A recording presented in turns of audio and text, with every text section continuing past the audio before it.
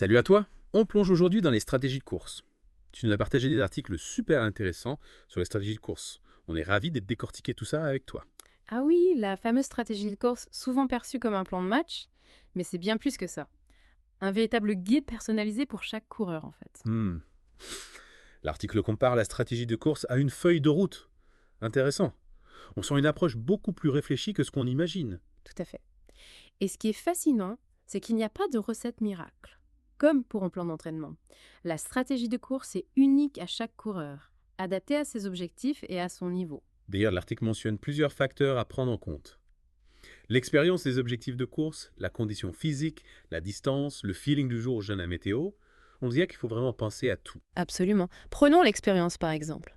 Pour un coureur débutant, l'objectif principal, c'est souvent de terminer la course, de gérer son effort, alors qu'un coureur plus expérimenté pourrait viser un chrono précis, ou même essayer une stratégie de split négatif. Courir la deuxième moitié de la course plus rapidement que la première. Split négatif. C'est intriguant. Pourquoi ça marche mieux pour les coureurs expérimentés? C'est une question de gestion de l'énergie. Un coureur expérimenté connaît bien ses capacités. Il peut se permettre de démarrer plus lentement, garder de l'énergie pour la fin. Un débutant risque de partir trop vite, s'épuiser et ne pas tenir la distance. L'article donne aussi des conseils pour les débutants. Fixer des objectifs réalistes, terminer la course et profiter de l'expérience. Pas besoin de viser un chrono dès le départ. Exactement. La première course, c'est avant tout une découverte, une fête, un goût, apprendre à gérer ses émotions, l'excitation du départ, l'ambiance. Et éviter de se laisser emporter par le rythme des autres coureurs aussi. Ah, ça, c'est le piège classique. On est dans une foule de coureurs, l'adrénaline monte et on se laisse entraîner dans un rythme qui n'est pas le nôtre. Il faut se concentrer sur sa propre stratégie, courir à son propre rythme. Et pour ça, l'article recommande de bien connaître sa condition physique, adapter ses ambitions. Si on a eu un entraînement irrégulier, mieux vaut privilégier le plaisir de participer, plutôt que de viser un chrono ambitieux. Tout à fait. L'entraînement, c'est la base. Il détermine notre niveau de forme et nous permet de fixer des objectifs réalistes. La distance de la course influence aussi la stratégie, j'imagine, mais au sein. On n'aborde pas un 5 km comme un marathon. Bien sûr, né. La distance est un élément central. Pour un 5 km, on peut courir à une allure soutenue dès le départ. Pour un marathon, la gestion de l'effort est primordiale. On vise une allure constante. Voir des splits positifs, commencer plus rapidement et ralentir progressivement. L'article explique que ça permet de mieux gérer la fatigue sur les longues distances. Super intéressant. Chaque distance a ses propres défis. Demande une adaptation de la stratégie. Mais même avec une stratégie bien définie, il y a des éléments qu'on ne peut pas contrôler. Le ressenti du jour J, par exemple. Exactement. Imagine tu as planifié ta course parfaite. Mais le jour J, tu te réveilles avec un rhume, une fatigue inhabituelle. Il faut adapter sa stratégie, revoir ses ambitions à la baisse. Savoir écouter son corps. Ajuster le plan initial si besoin et laisser plan à gars. La flexibilité, c'est la clé. Tout à fait. On peut avoir la meilleure stratégie du monde. Si on n'est pas capable de l'adapter, on risque de se planter. Et la météo aussi peut jouer des tours. Chaleur écrasante vent de face. Tout ça impacte notre performance. Oblige à revoir notre plan. L'article donne l'exemple d'une course partant venteux. Il suggère de se placer derrière un groupe de coureurs. Profiter d'un abri, économiser de l'énergie. C'est une astuce que je notais. C'est une technique courante. Le drafting, ça peut faire une vraie différence sur une couche longue. On a parlé de l'allure, de la distance, de la météo. L'article insiste aussi sur d'autres aspects de la préparation. Ah oui, l'échauffement avant le départ, la nutrition pendant la course. Des éléments à intégrer à la stratégie globale pour une performance optimale. On dirait qu'on a encore beaucoup de choses à explorer. C'est passionnant de voir la complexité d'une stratégie de course bien ficelée. C'est vrai. On a à peine effleuré la surface. On continue notre exploration dans la deuxième partie de ce deep dive. On parlera de la gestion de l'allure, des différentes techniques et des pièges à éviter. On a vu l'importance de personnaliser sa stratégie, tenir compte de son expérience, ses objectifs, la distance de la course. Mais maintenant, plongeons au cœur du sujet, la gestion de l'allure. Le fameux pacing. Ah oui, le nerf de la guerre. L'article donne plein de conseils pour trouver la bonne allure, éviter de partir trop vite. C'est vrai que c'est tentant de se laisser emporter par l'enthousiasme du départ. Exactement. On a tous vu des coureurs partir comme des fusées et s'épuiser après quelques kilomètres. C'est là que la stratégie entre en jeu. L'article parle de split régulier, courir à la même vitesse tout au long de la course. Ça me semble une bonne approche pour un débutant, non. Oui, c'est souvent la stratégie la plus sage. Pour une première course, surtout sur une longue distance. Ça permet de bien gérer son effort et d'éviter le fameux mur du marathonien. Mais pour les coureurs plus expérimentés, il y a d'autres options. On a parlé des splits négatifs tout à l'heure. Absolument. Pour les coureurs qui visent la performance, les splits négatifs peuvent être une stratégie payante. Gardez un peu de réserve au début pour accélérer sur la deuxième partie de la course. Un peu comme un marathonien qui garde des forces pour le sprint final. Exactement. Mais attention, ça demande une excellente connaissance de soi, de ses capacités et une bonne gestion de l'effort. Et si on a un objectif de temps précis, comment on l'intègre à notre stratégie? L'article conseille de découper la course en segments, se fixer des temps de passage intermédiaires, par exemple pour un semi-marathon, se dire je veux passer au 10e kilomètre en 50 minutes, ça permet de contrôler son allure, rester dans les clous pour atteindre son objectif final. Une technique que j'utilise souvent. Ça permet de rester concentré, de ne pas se laisser déborder par les excitations de la course. Et pour bien gérer son allure, il est essentiel de savoir écouter son corps. Vous savez, on en parlait tout à l'heure. L'article le souligne aussi.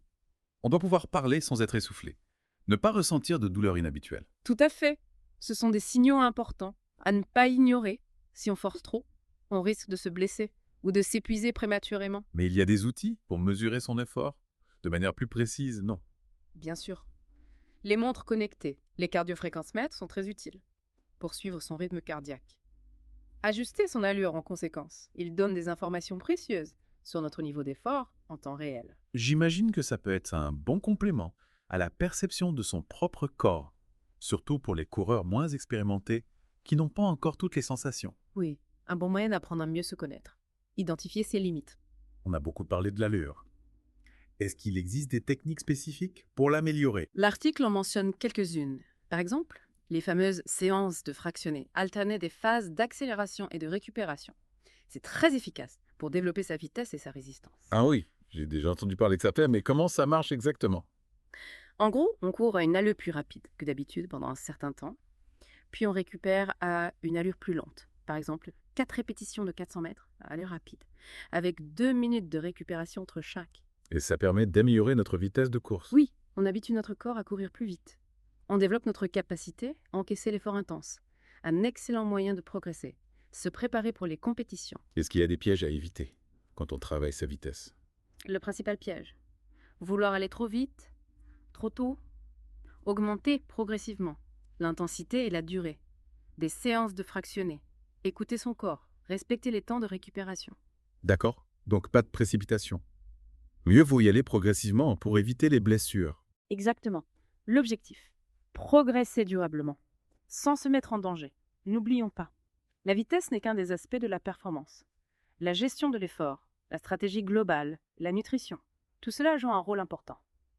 Tiens, en parlant de nutrition, on a vu que c'était un élément crucial de la préparation. On pourrait en parler plus en détail. Avec plaisir, on aborde ce sujet passionnant dans la 3e partie de notre Deep Dive. Restez avec nous. On arrive à la dernière partie de notre exploration et on va parler nutrition, hydratation. J'avoue, j'ai tendance à négliger cet aspect, mais l'article insiste vraiment sur son importance. Ah oui, un point souvent négligé, surtout par les débutants. On se focalise sur l'entraînement, la vitesse, la stratégie. Mais sans une bonne nutrition, impossible de performer à son maximum. L'article compare notre corps à une machine. Si on ne lui donne pas le bon carburant, elle ne peut pas fonctionner correctement. Tout à fait. Imagine, une voiture de course moteur puissant, mais réservoir vide. Elle ne va pas aller bien loin. C'est pareil pour notre corps. Il a besoin d'énergie pour courir. Et cette énergie vient des aliments. L'article parle beaucoup des glucides, le carburant de nos muscles. Il faut en faire le plein avant. Et pendant la course, non fait. Absolument, absolument. Les glucides sont stockés dans nos muscles. Notre foie, sous forme de glycogène, c'est notre réserve d'énergie. La veille d'une course, on peut augmenter notre consommation de glucides. Patrie pomme de terre. Et pendant la course, comment on fait pour maintenir notre niveau d'énergie? On peut utiliser des gels énergétiques, boissons isotoniques, fruits secs. Ah. Tout dépend de la distance, l'intensité de l'effort, nos préférences. L'article donne des exemples pour un marathon. Un gel énergétique toutes les 45 minutes, par exemple. Oui, c'est une bonne indication. Mais il faut tenir compte de sa tolérance digestive. Certains coureurs digèrent mieux les aliments solides, d'autres les gèlent. Le mieux, tester différentes options. Pendant l'entraînement, trouver ce qui nous convient. Et l'hydratation, tout aussi important, j'imagine. Absolument. La déshydratation baisse de performance. Crampe, coup de chaleur. Il faut boire régulièrement, avant, pendant, après la course. même sans soif. L'article recommande boissons isotoniques. Compenser les pertes en sels minéraux. C'est important. Oui, surtout pour les efforts lents et intenses. Ces boissons contiennent des électrolytes sodium-potassium éliminés par la transpiration, essentiels pour le bon fonctionnement musculaire et nerveux. D'accord. Donc glucides avant et pendant la course, hydratation régulière, boissons isotoniques pour les efforts longs. D'autres conseils nutritionnels à garder en tête, Daguet. Oui, l'article insiste. Évitez les aliments gras, difficiles à digérer, surtout avant et pendant la course. Privilégiez aliments simples, faciles à assimiler, qu'on a déjà testés à l'entraînement. Logique, Massé. On ne veut pas de problème digestif pendant une course. Exactement. Apportez le carburant au bon moment, sans perturber le corps. On arrive au terme de notre exploration des stratégies de course et Massin. On a vu la personnalisation, les objectifs, l'allure, l'effort, la nutrition. Qu'est-ce qu'on retient de tout ça? La course à pied. C'est bien plus que mettre un pied devant l'autre. C'est un sport stratégie, préparation, discipline. La clé. Écouter son corps, s'adapter, se faire plaisir. Exactement. Maintenant, tu as toutes les cartes en main. À toi de jouer le sac-ilan. Quelle stratégie pour ta prochaine course? N'oublie pas tes objectifs, ton niveau. La distance. Et surtout, amuse-toi. Le plus important, le course à pied. Sort de plaisir, bien-être. Merci de nous avoir suivis dans cette exploration, la Paul. On espère que tu as appris plein de choses. Que tu es prêt à te lancer dans l'aventure de la course à pied, stratégie bien rodée. Maximum de plaisir. À bientôt pour une nouvelle plongée Dans ce sujet passionnant.